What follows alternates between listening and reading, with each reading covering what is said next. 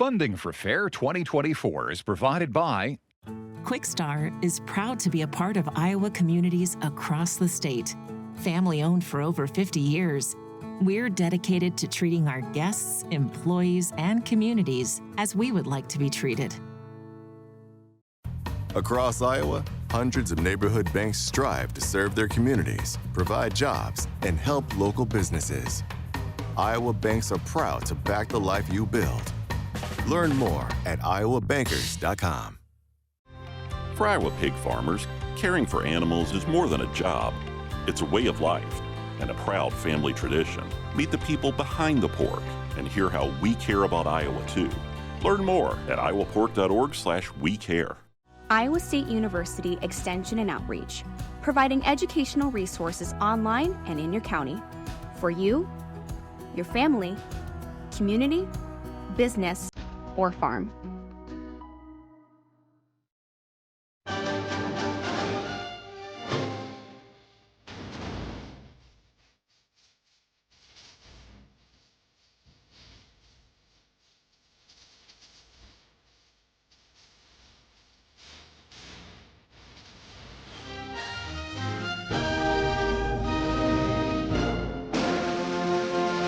Hello, I'm Paul Yeager in for Bill Riley, and welcome to our Thursday night edition of Fair 2024.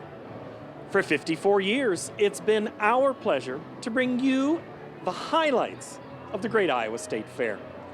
And the fair is all about the best food, the best entertainment, the best contests, and of course the best livestock. We have the best hour ahead of us. Here's what's coming up in tonight's show. An up-close look at an event that benefits families all over the state. FFA students preparing the garden. And a hot new attraction in Heritage Village. Abby Brown takes us now to the Mid-American stage for a celebration of Iowa's future. Enjoy the state fair. Congratulations to all of you. Here in this classic American setting, 47 kids from 17 different countries come to participate in the Children's Citizenship ceremony.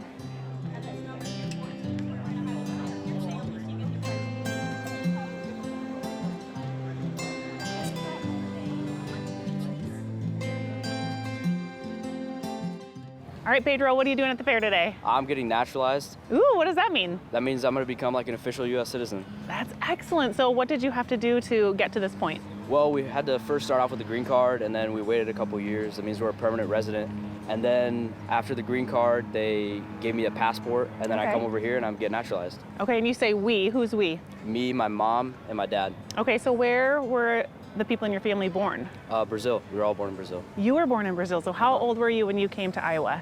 I was about 10 years old, like third grade. Okay, so pretty new. How old are you now? I'm 16. And how are you liking it here? It's pretty good. I like it here a lot. Okay, it's a great place to live. What does getting naturalized mean to you? It means a lot because like it's going to help me in the future. Just becoming a U.S. citizen means a lot because it's my home. Pedro Montiero. Tell me about the ceremony today and what you're doing here. We're gonna get our citizenship, so we're gonna become American citizens. Okay, and what does that mean to you? It means a lot. I'm gonna have lots of like rights and stuff, and then I'm gonna become like an American. Okay, good. Yeah. And that means your story didn't start here, right? So tell me where your story starts and everywhere you've been along the way. Okay. I was first born in Malaysia, and then we moved to Jordan when I was 5 months old, and then when I was 3, we came back to America. So I've been here for 11 years. And what are your hopes and dreams? I want to have great grades so I can be very successful in the future, and I wish to be like rich. Okay. and have a happy family. Oh, that's beautiful. These are all children who derive citizenship from their parents, and so they will all be taking the oath of allegiance to the United States, and then they will be getting a certificate of citizenship. Okay. it's kind of special when they swear the oath of allegiance, they raise their right hands, and it's kind of symbolic and important to the families. Yeah, it's just wonderful. It's a happy day for everyone today. Hey, what did you get today? A certificate. Ooh, and what was on that certificate? Do you know? Our name. Say it again. Our name. Yeah, and did you have to sign your name on there? Yeah. So you got to put your autograph on your certificate? Yeah. And what does it mean that you got that certificate today? Do you know? I'm a citizen. Yeah.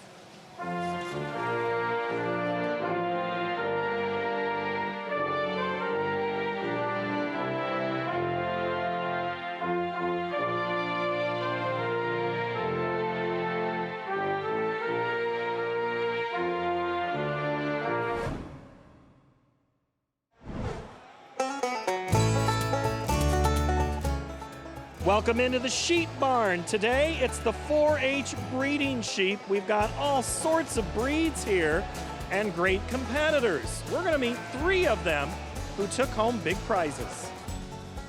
Hi, my name is Kyang Parker, and I am from Costco Fossils. I just won a Supreme Champion UNU Suffolk.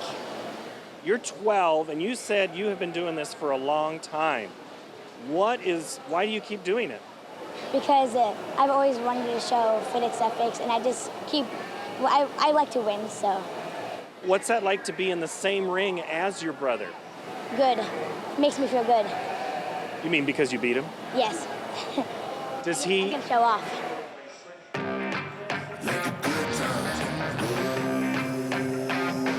Hi, my name is Jensley Ball. I am 18 from Spencer, Iowa, and I just won Supreme Grand Champion Purebred U. What's that mean to you? A lot. I've been working with this sheep for almost 2 years now, so it means a lot to finally win big with her. Do you have a name? Her name's Cece. What's it like walking in knowing that this is a big deal? Oh, my heart was pumping, man. I was so scared. After you won, you gave a nice big hug to Cece. What did you say anything? Oh, I told her a good girl. You know, everyone at home has been calling her fat, and I said, you just wait, this girl's gonna win big at state, and look what we did. She looks great. Tell me what you think makes a good animal in the ring. She's one of the best, I think, out of my flock, just because she's got a great demeanor. She loves the show. She knows when you take that halter off and walk in that ring, it's time to go. So she gets her game face on, and she's ready to go. Do you enjoy the competition? Oh, I love it. It's no fun when there's no competition.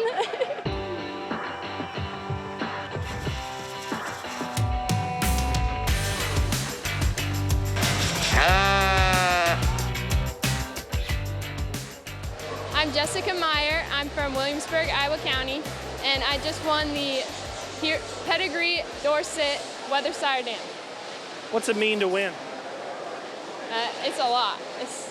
It means that your sheep is amazing, or good at least. You have some other activities, but I'm guessing showing is maybe your main one? Yeah, I do dance and show choir too, but if I were to have to choose, it'd definitely be showing. Those activities have a little bit of showmanship to them. Does that help you in the ring? Yeah, I think so. It helps with nervous systems because you get it all, you know. You've been in front of crowds, so you kind of know how it is. Right before you went in on that championship drive, you gave your animal a hug. Did you have any words of encouragement? I feel like giving your animal hugs and petting them, it helps you calm them down, and it helps you calm down because you kind of your animal can sense what you're feeling. So you have to be calm in order for it to be calm. Overall, what's it like to show at the Iowa State Fair? It's stressing, but it's also really fun. It gives you a lot of opportunities.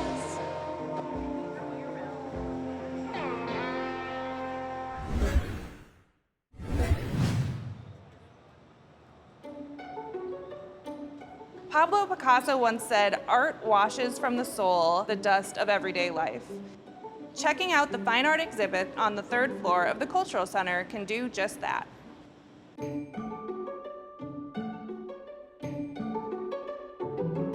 Yeah, so you've got your paintings, so acrylic and oil painting, pastels, but then we've got sculpture, we've got glass work, pottery.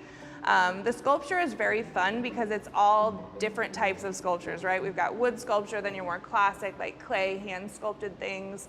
So there's really a vast variety. And then, of course, the drawing is a big and very popular category that you always think of when you think of fine art. We have 3 categories for the children. So there's the actual children that are younger. Those are not judged. Every child who enters in the fair gets in the fair. So that's something to note for your kids. And then, of course, we've got the youth and junior categories, which is up to age 18 and still in school. And then 18 and over is the main gallery of fine arts.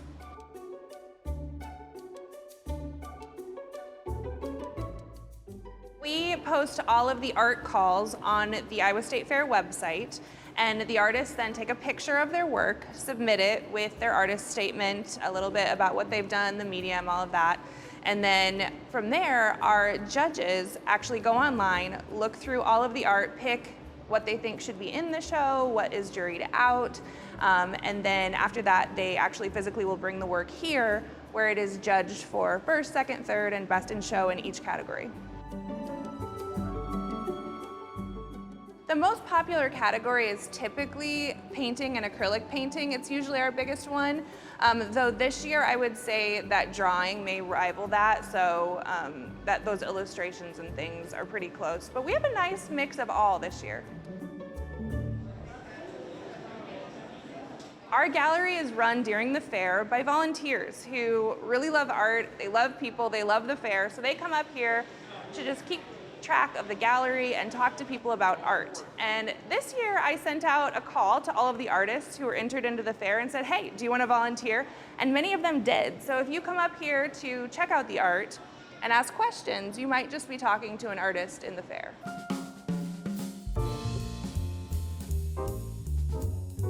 Our jurors get to pick however many pieces of art they want to bring into the show. So there were just over 550 people that entered into the show, and we've got about 330 pieces that are shown in both galleries.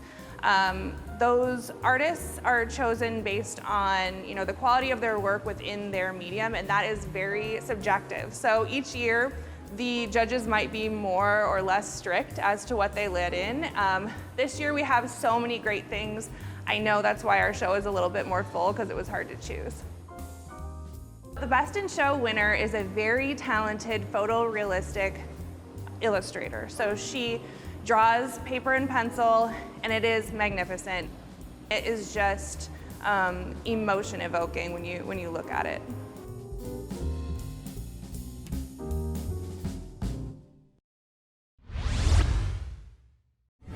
It's impossible to measure how much work goes into getting ready for the fair. Preparations begin weeks, months, sometimes even years ahead of time. The FFA students from Bondurant-Farrar know this very well. They're responsible for planting and maintaining the garden.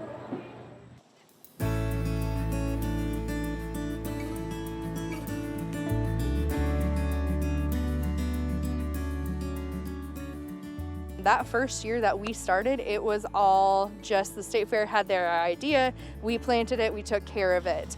Now it's turned into almost work-based learning for my students, where in our agronomy or plant science class, we actually have our students plan and do research on what's going to grow the best and what also the food bank wants us to grow.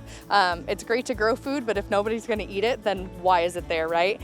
So we get to decide what is grown and planted and where. And so that's really how it's evolved and changed. And now I have garden managers that are in charge, and they kind of have their own little groups of what they're going to go and do every day or when we come out here and work.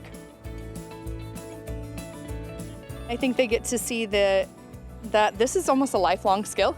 Like, you don't have to stop gardening when you get out of high school. People can do it for many, many years. So I think that's really a cool skill too that they can take and then teach their family or friends in the future too. I didn't know much about plants when I first started coming here 3 years ago, and now I'm able to identify plants. I did nursery landscaping judging this year, so I was able to help identify plants and then also identify weeds as well. We always have people come up, they kind of talk with us, a lot of older folks, they come that have their own garden, they kind of talk with us about some stuff, and sometimes we even get educated ourselves on different stuff that we have here. You know, I feel like we all kind of fall into our little places. Some people water, some people weed, some people pick things. We kind of just find our own little groups. My favorite thing to do is weed, just because, you know, I think it's cool to just be able to see the beds, especially from the beginning to the end of summer. I think honestly we have a pretty good thing going now. We have a lot of crops that are growing really well, and everything seems to be pretty happy this year. So hopefully we can keep that going. I think overall it's just a really good experience for anybody who comes up here. Just it's away from masses in the state fair, so it's a nice place to actually enjoy what our state has to offer. And we get to learn about it and work on it the whole summer, and it's awesome.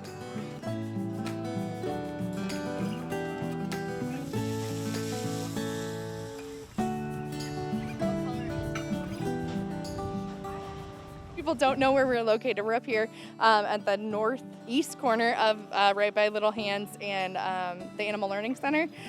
So come on up and see us.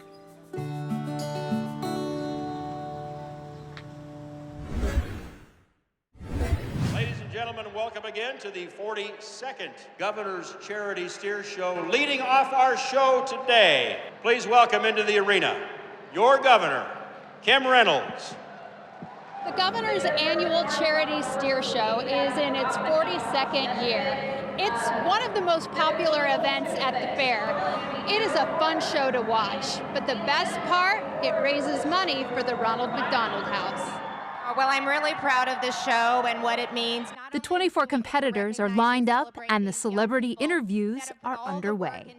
But we also get to recognize the beef industry and how important it is to the state. $10 billion annually to our GDP. It's such a special opportunity to get to be a part of this. I always come away inspired by all the kids that are doing such great things. You know, this is the next generation of leaders for our communities and for our state.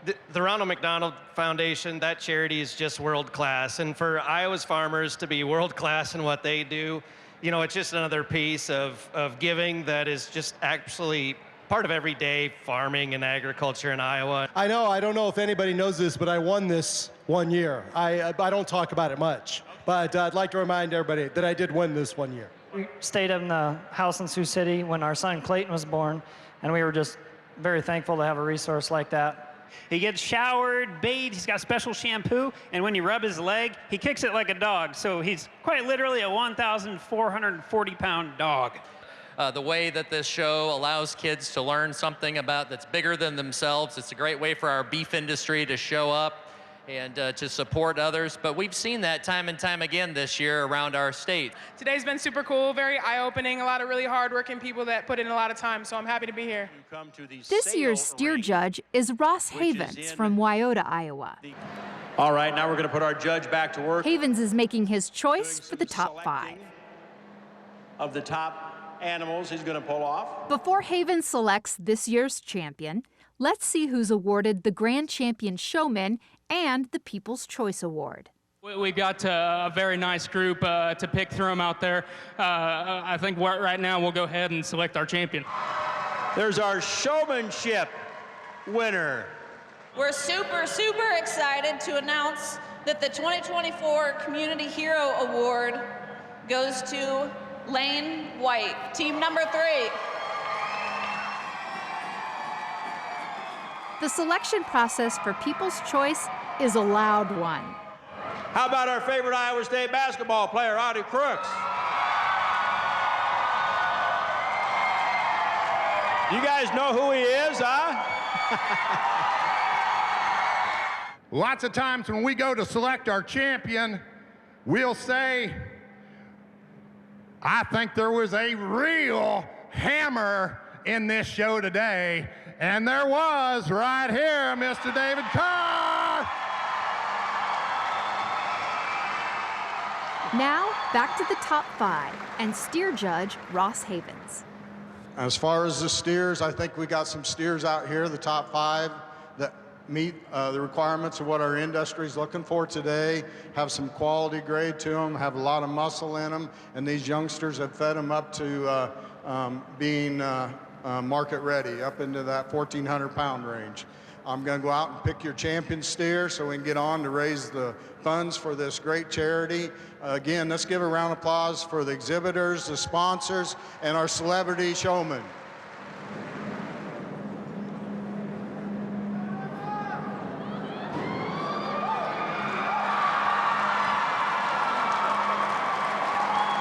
Our overall winner, how about that? Second time a winner, Jeff Angelo.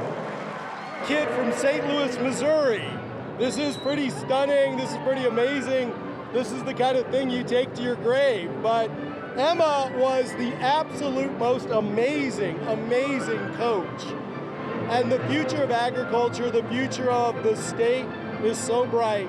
This young lady, my goodness, I can't be happier for her. I have been very, very thankful to be able to win this show and even compete in this show. It's a really good experience for your first year. Now it's into the auction ring. And that's how we finished up.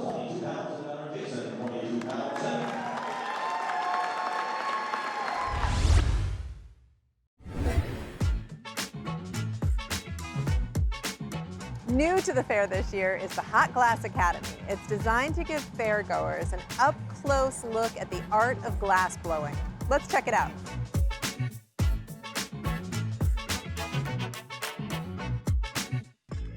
I know this is glass blowing, but blowing a bubble is a short part of our process. The longest part is doing things like adding those colors on, melting them down, and shaping and manipulating this ball of goo to prepare it for the bubble. Forrest, this is your first time at the Iowa State Fair, but you travel all over the country to a lot of fairs. Tell me a little bit about what you do. So yes, with Hot Glass Academy, we go all over the country, whatever state fair, county fair, public-private event would like to have us. And we'll come set up, even if it's in a field. As long as there's propane and electricity, we'll be out here making glass for everybody. But when I squish it on there, it's also conducting away heat, making a cold skin. That skin is going to be the resistance necessary for this bubble I'm initiating. You can see it growing and growing. Glass blowing is very ancient, began in Rome, around Italy. But of course, there's also the new projects and fun things. We also are making Iowa-themed things now that we're here. We've got a lot of corn, several windmills out on the table. So now I'll bring it out of the fire and you can see it. It is moving. We're going to squish it straight down into this mold on the floor and add air.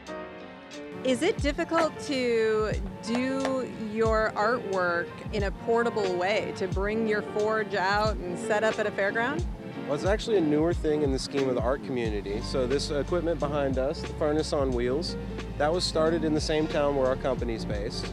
And it's only within the last decade that having a furnace and coming out as a roadshow has been available to the mass public. So now it definitely does not fit in the furnace. Whatever I do now, I'm finished.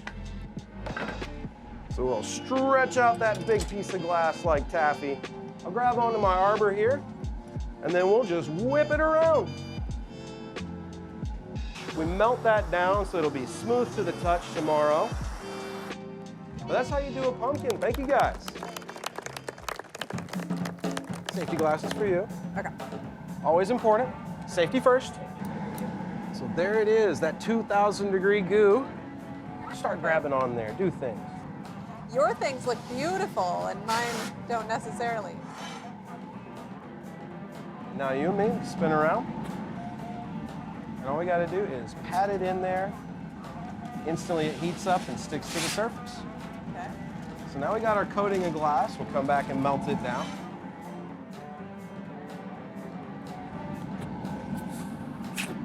So trap pressure with my thumb, gently squeezing. And then I'm gonna start to inflate.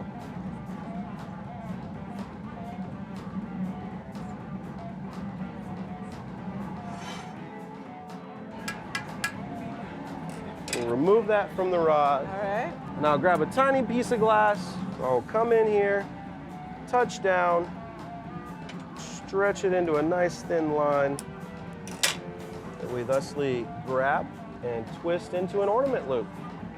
That was so cool. Thank you so much. Hey, I'm so glad that we were able to get this experience out here for everybody, even at the state fair. It's awesome.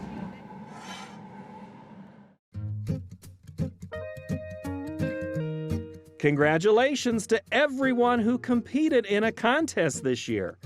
Here are some results.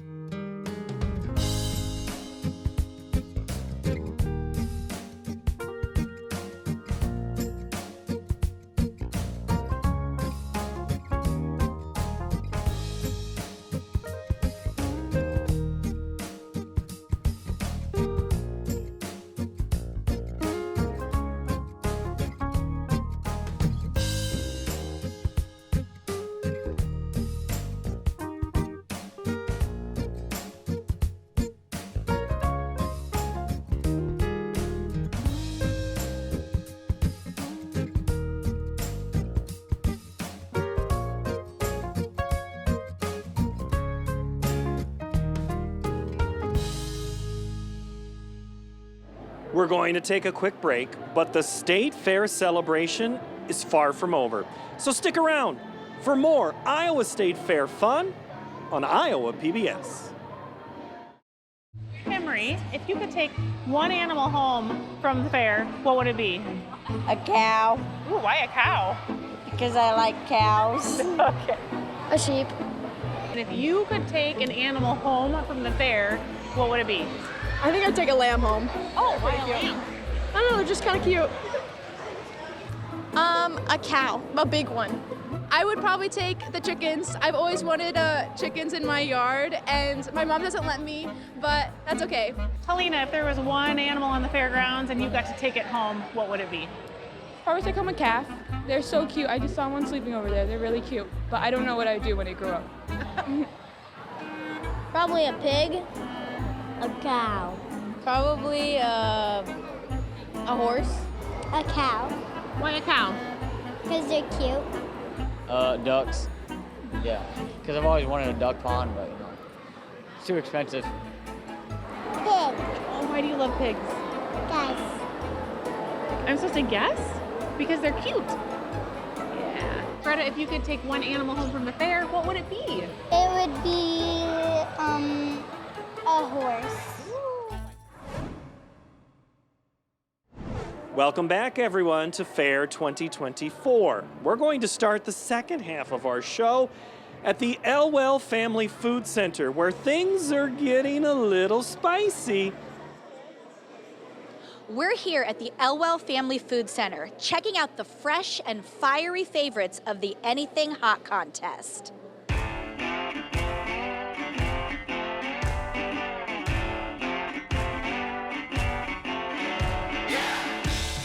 It's a contest, anything using jalapenos.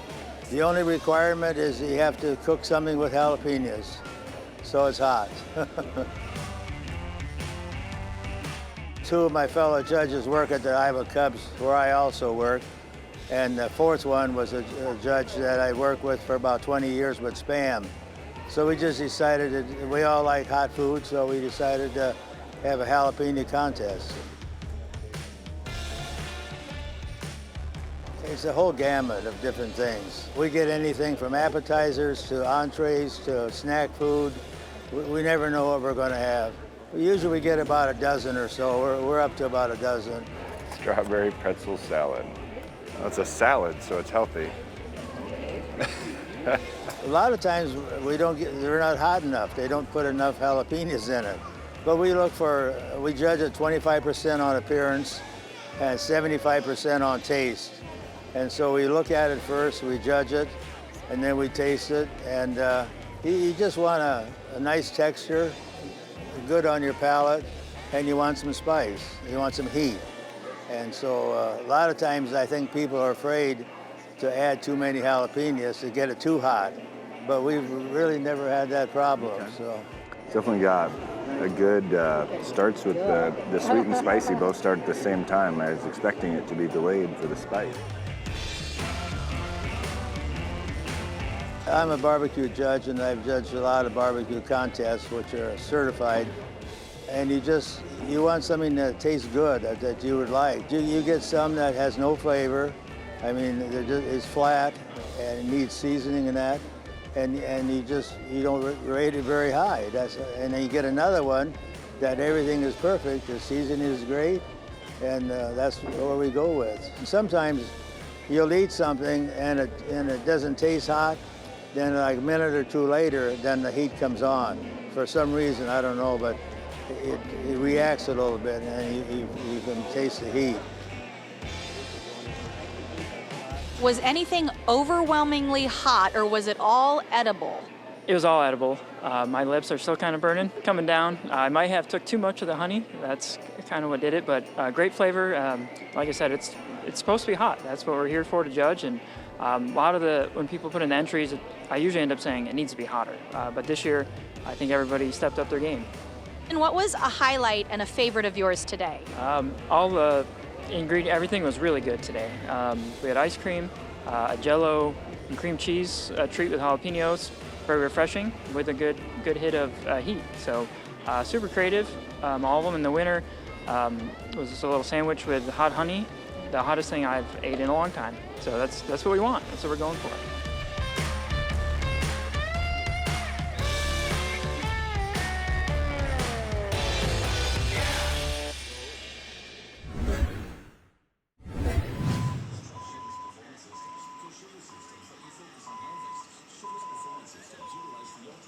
Grew this one with my 4-year-old granddaughter, Hazley. She thinks she's got a heck of a good pumpkin here.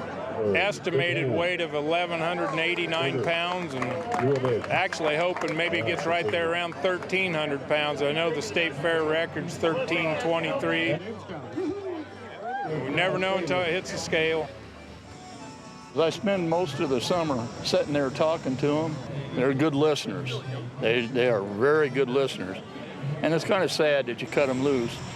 It was a real tough year for us. There's fall way-offs, so Bloomfield and Hermosa. This is probably the most people's going to see the pumpkins, the fair's real popular, stuff like that. It's a tight community. This pumpkin was supposed to keep growing until September 28th, and I was going to pick it and take it to the Bloomfield way-off. But she quit growing like 2-3 weeks ago. And I thought she was going to be rotten on the bottom when we picked her up. And that's why she stopped growing, but she's fine. She's here at the fair, and I'm really excited. Don't worry, you've got an experienced crew here that's going to make sure that nothing bounces off the pavement. And it's really important that we get right down to the gnat's eyelash when it comes to weighing in these giant pumpkins. Well, I could have brought the big one.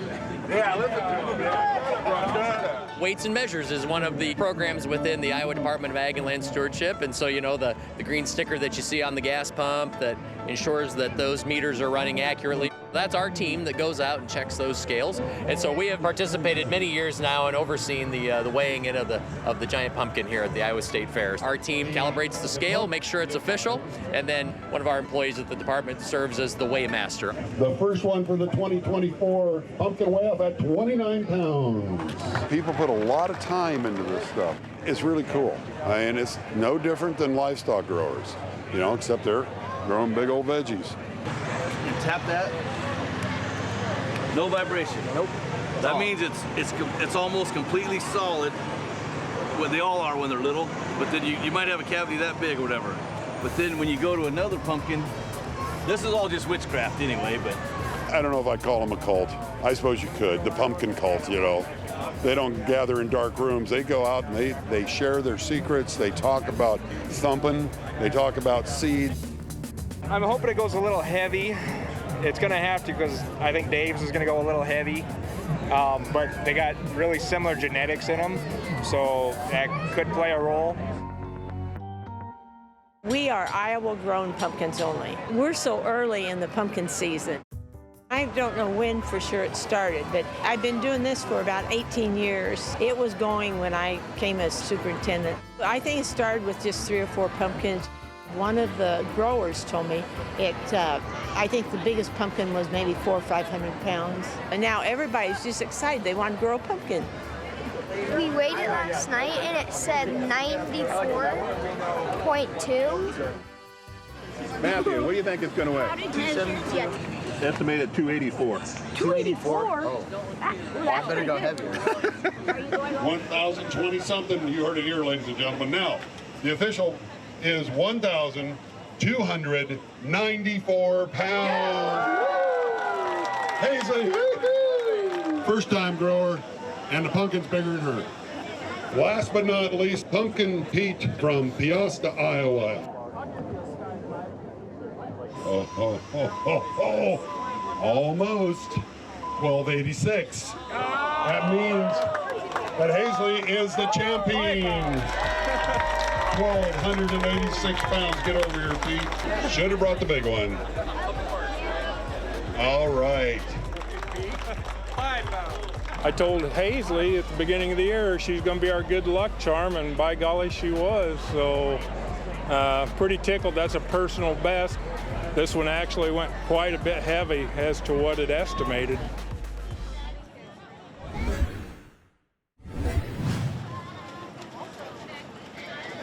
If you're looking to get out of the sun or the rain, come on into the cattle barn and learn more about dairy cows.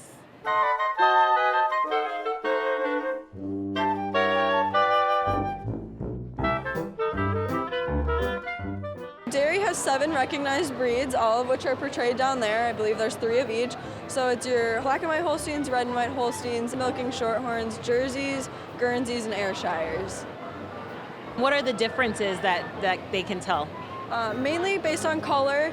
Holsteins are your biggest breed. They produce a lot of fluid milk, so they're the biggest producer. Jerseys are your smallest ones. They're more docile.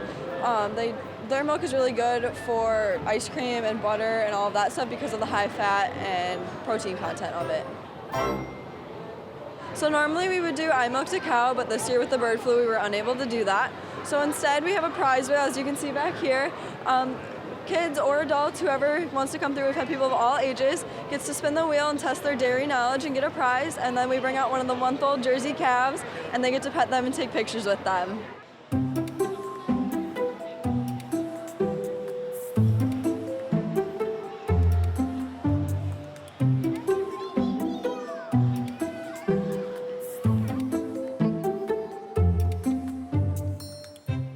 You're paying for a photo with a calf, but it's really a fundraiser to benefit the ISU Dairy Science Club.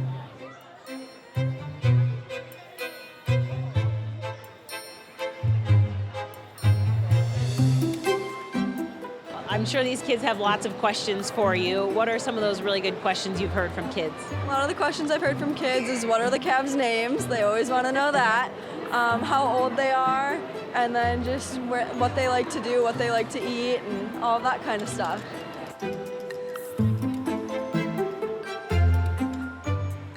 So this is the wheel, and kids will come up and they'll spin it, and little do they know they're learning something new about dairy calves and just about the dairy industry. And not only do the kids learn something, but the parents will learn something, and they'll be able to go back to school and go back to work and tell their friends a little bit more about the dairy industry. What was your question, and did you get it right? Our question was, how many hours a day does a cow spend resting? And my son, he guessed 16 to 18. And we got it wrong. It is 12 to 14, I believe. Do the kids typically like it, or are they scared of the cows? It depends. It's definitely less scary with the baby calves as it was with the bigger cows, but some younger kids still aren't quite sure, so it depends on the kid. And how about the cows? Do they like getting their picture taken? The cows don't mind it. They love all the attention. Oh, I bet.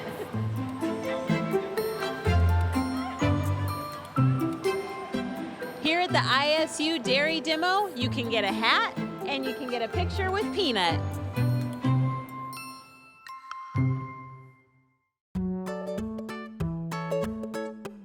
There was some incredible talent on the Riley stage today. Here are the acts moving on.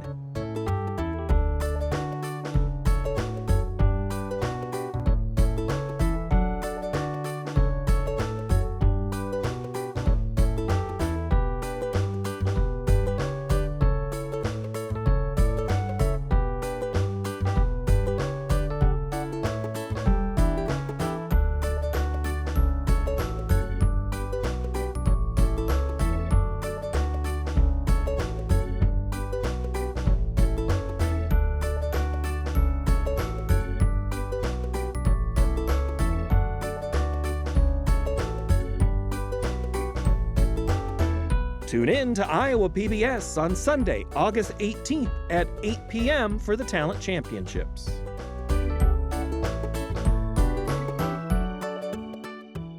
There are elements of the fair that might be a surprise to the uninitiated, and the Campgrounds is one of them. It's a city unto itself at fair time. If you know, you know.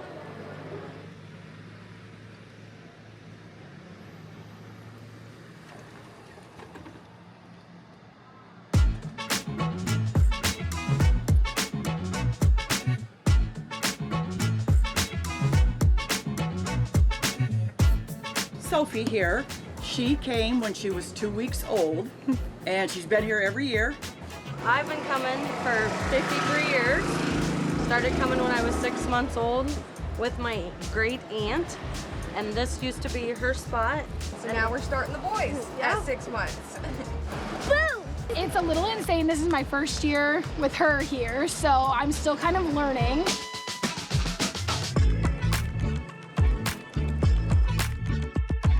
Probably the first time camping was close to 40 years ago. I don't remember how many campers are here now, but I want to say over 2,000. But it's a great place to come and have family fun.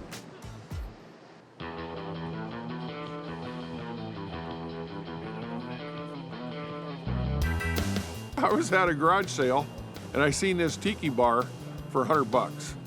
So I had to have it for I was thinking of the fair the whole time. And then we had a big screen up, so we probably had 20, 25 people sitting here last night. The main reason we come is because of these people.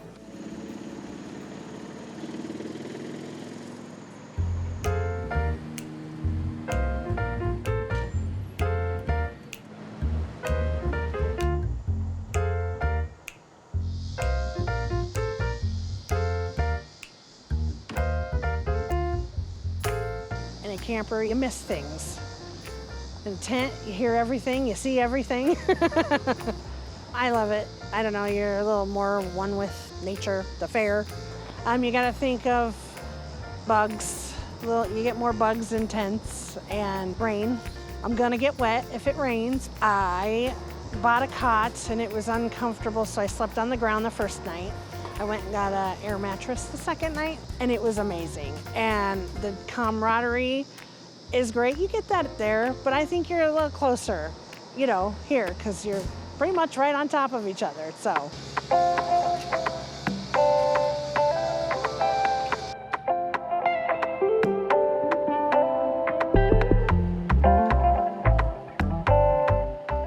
It's just a very friendly atmosphere. People are here for different reasons, but yet everybody is like almost family here. It's always been a big family thing, so just spending time with everybody.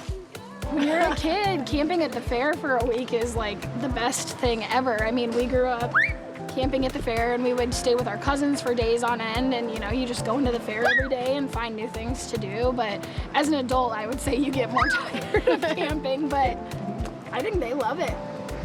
Everybody we camp by, we grew up together. So all these people up here on this side, we were kids playing up here, and now we're all adults, and our kids have grown up here, and we're all just one big happy family.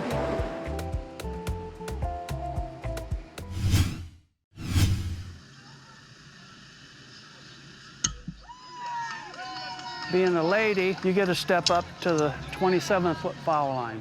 And then you take your step, you release the shoe. Very good. Wow. Getting closer. I know. You're a natural. Anyone can play. Come in and sign up, and if they need some help getting started, we get them started, and they just have fun and go at it. We have opens just about every day of the week. First thing, you want to decide what kind of shoe you want to throw. Now, most of the shoes you can get in sporting goods stores are what we call picnic shoes.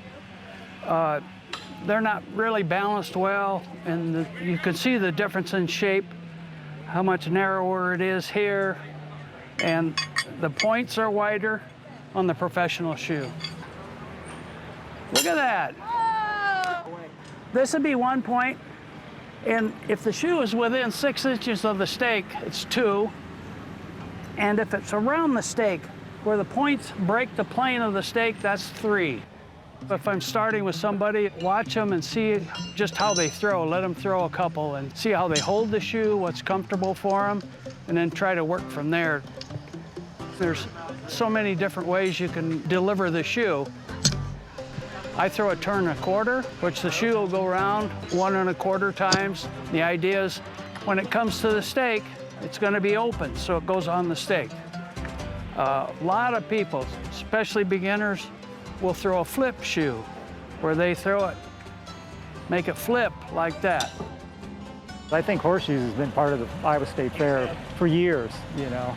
It's one of those things that back in the day the farmers came in and they all got together, they pitched horseshoes, and the way we have it set up is for children, for women, and adult men, and as you turn 65, you can move up closer as you get a little bit older and a little bit weaker, and so it keeps you going, and it's something you play probably all your life. I'm the junior champion 2024. I just throw a lot of opens here and with my grandpa at his house because they have like horseshoe pits in the backyard. I watched him a lot. So then because I didn't know there was pitch and win, and then I did it last year. And then I just decided I wanted to actually play. The championship games are sanctioned players. You got to be a member of the National Horseshoe Pitchers Association and the Iowa Hawkeye Horseshoe Pitcher Association to participate. There are going to be several classes. To qualify, you got to have 3 tournaments in from the prior year. So if you played in last year's state tournament, that's 1. So really all you need is 2 more tournaments between now and the fair. A lot of local tournaments. Some of them have several a year. County fairs. So I played in the open singles a few days ago, and I also pitched in the cadet state championship, and I won that. I won all my games. Me and my dad also won the doubles championship. So these are M&M flips. They are flip shoes. If you can tell, like, this is like, there's a thumb grip that you can put your thumb on, and on the back there's these like things that you can like actually like flip it better, because it's all in like the control of your thumb and stuff. We need a lot of younger people doing it. We think it's very important, but it's very difficult. It's not so much the competition against the other person, it's you're wanting to get better yourself. So like you say, well, next year I'm in Class D, I'm going to practice, I'm going to be in Class B next year. You know, I want to move up. This is our World Horseshoe lineup here with Kevin Cohn. And here's Frank Jackson. He was a multiple winner world champion. Frank Lundeen from New London. John Paxton from Metumla from the 1929 State Horseshoe Pitching Tournament. These are all Iowa guys, all good pitchers. And that was the greatest horseshoe game. It was in the Guinness Book of Records. It lasted 2.5 hours. This offers a glimpse back in history to the pitchers that was very good pitchers through the years. Iowa should be very proud of the pitchers they have. To be a good horseshoe pitcher, you've got to practice a lot. You can always tell somebody just made a ringer because everybody turns around. That sounded good. You'll see people walking along and hear the clanking going on, and they got to come over and see what's going on and watch, you know. It's like, what's that, you know? Let's go check it out.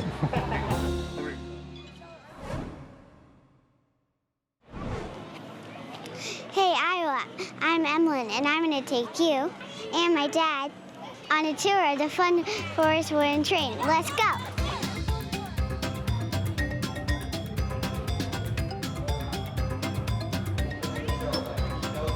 There are lots of places to play on this thing, but be prepared to crawl.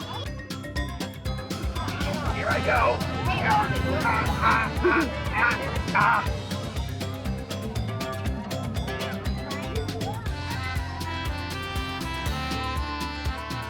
The train is pretty popular with kids, so it might be a tight squeeze if you bring your dad up. Yeah! Yeah!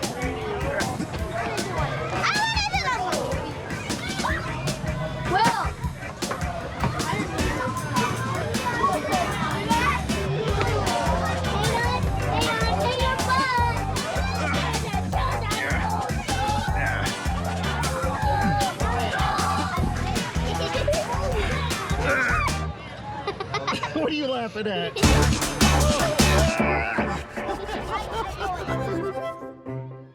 The train lets you see a lot of the Funforest. There's a playground, a stage, a climbing wall, and more.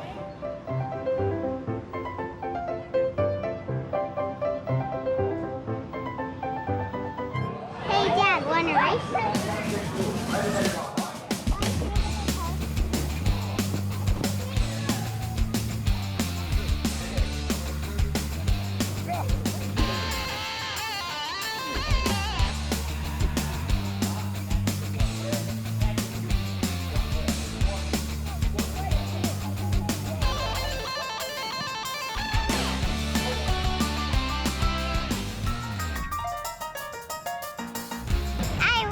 Yeah, but I had one hand on the camera. Ah.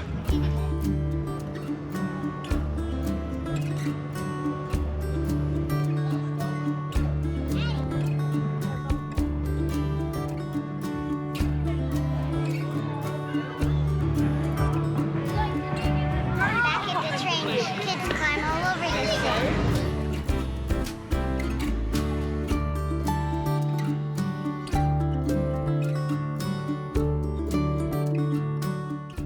Please be safe and don't climb up unless you're certain you can climb down.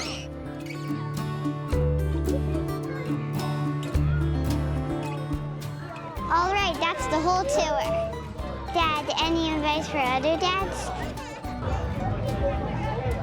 Well, maybe bring knee pads. Take your time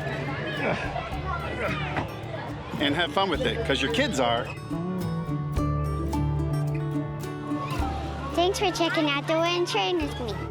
Grab an adult and come climb on it yourself.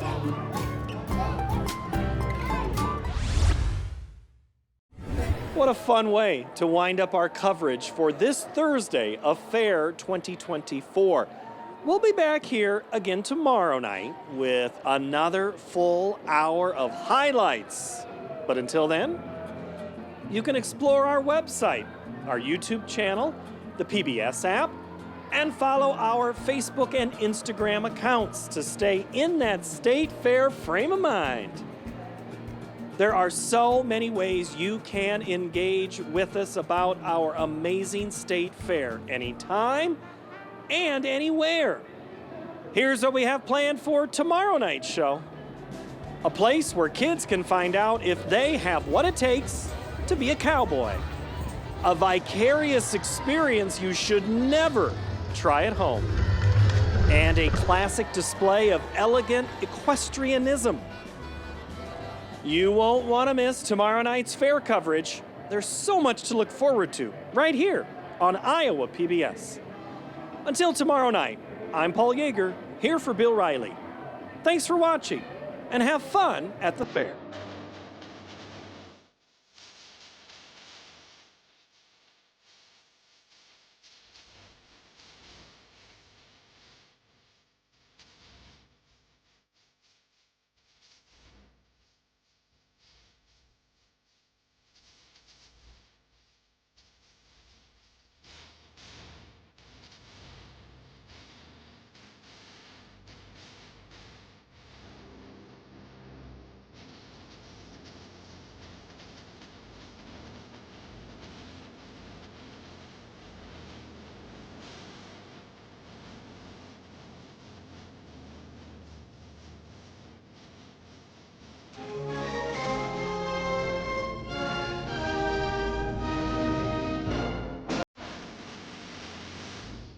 Funding for Fair 2024 is provided by Quickstar is proud to be a part of Iowa communities across the state. Family owned for over 50 years, we're dedicated to treating our guests, employees, and communities as we would like to be treated. Across Iowa, hundreds of neighborhood banks strive to serve their communities, provide jobs, and help local businesses. Iowa banks are proud to back the life you build. Learn more at iowabankers.com. For Iowa pig farmers, caring for animals is more than a job. It's a way of life and a proud family tradition. Meet the people behind the pork and hear how we care about Iowa too. Learn more at iowapork.org/wecare.